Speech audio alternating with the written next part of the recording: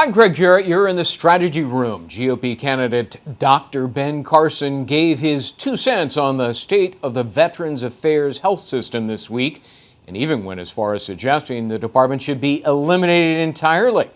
He said in an interview, quote, "We don't need a Department of Veteran Affairs. Veteran Affairs should be folded in under the Department of Defense, and it should be a smooth transition. We need to be looking at the way we take care of soldiers." Here with reaction are Jeanne, Zaino, a professor of political science and international studies at Iona College, and Katrina Pierson, spokesperson of the Tea Party Leadership Fund. Welcome to both of you. Katrina, does he have a point? Well, I believe he does. And, we are talking about a neurosurgeon who ran a department in a hospital. He obviously sees things from a different perspective. And having not served in office, he's probably trying to figure out why there's so much struggle in the bureaucracy to do something that should be relatively simple. So a lot of people are falling out saying, oh, this is going to hurt veterans, when the reality is he's simply just saying, let's just cut the system that's not working, put it under a department and get some new leadership in and start functioning the way that it should be. And I think a lot of candidates out there are starting to realize they're going to have to really start talking about these issues, because every department in the federal government is showing waste in their spending and just resources altogether. And so I think it brings up another great topic for debate. Jeanne, the stories of lack of quality care, availability, are just endless. And the Veterans Administration, I think in the minds of a great many Americans, has just been a disaster. Doesn't something need to be done? I do think something needs to be done. And one thing I think that Ben Carson, Dr. Carson, has done so well, unlike so many of the other candidates, is his campaign has been largely free of attacks on other candidates, and he has really been focused on substance. And I think his latest comments on the Veterans Affairs, whether you agree with them or not, are an example of that. And he maintains his position at 2 or 3 in many of the polls.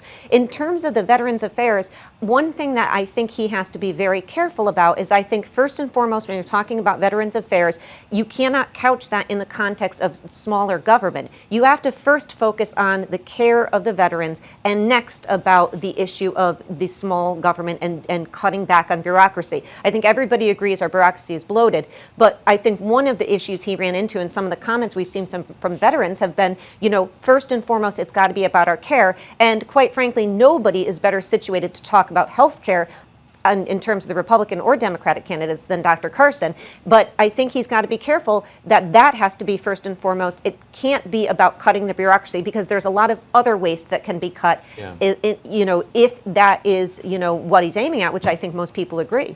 I wonder, Katrina, whether, and this is what he is suggesting in part, let's create for military personnel health savings accounts, and so that they can get quality care at any medical facility in the nation's not just veterans hospitals that have come under fire for poor quality medical care. Is that worth exploring? I do. I think that is worth exploring, and I think other candidates have brought that up as well, whether it's a voucher or just a whole separate department altogether. The ability for these veterans to get treatment is extremely important, particularly when it comes to traumatic brain injury. There are centers out there right now that can help them, but they're stuck. They're trapped in this system that has been proven to fail time after time again.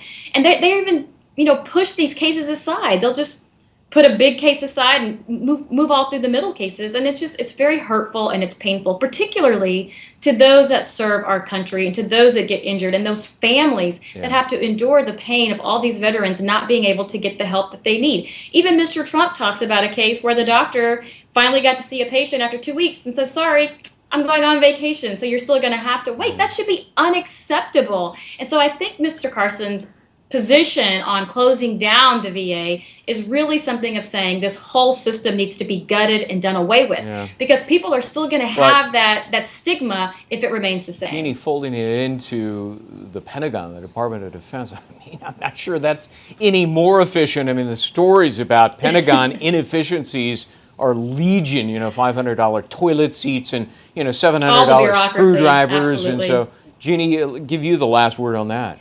It's true, and that's where I think he needs to step back and really look at how he wants to do this, because you definitely don't want to put one big bureaucracy within another and bloat that Defense Department any more than it has to be. And I think that's another concern that people have when they look at this from the perspective of cutting waste. I'm not so certain that works. The voucher system, though, is a very interesting idea, but as we know, moving forward on these things in the U.S. governmental context at this point is incredibly difficult. Yeah, well, nothing with the government is easy because it's too big. Jeanne and Katrina, thank you for joining us. You can check out foxnews.com for more on this developing story and the 2016 presidential race. I'm Gregg Jarrett. Thanks for watching.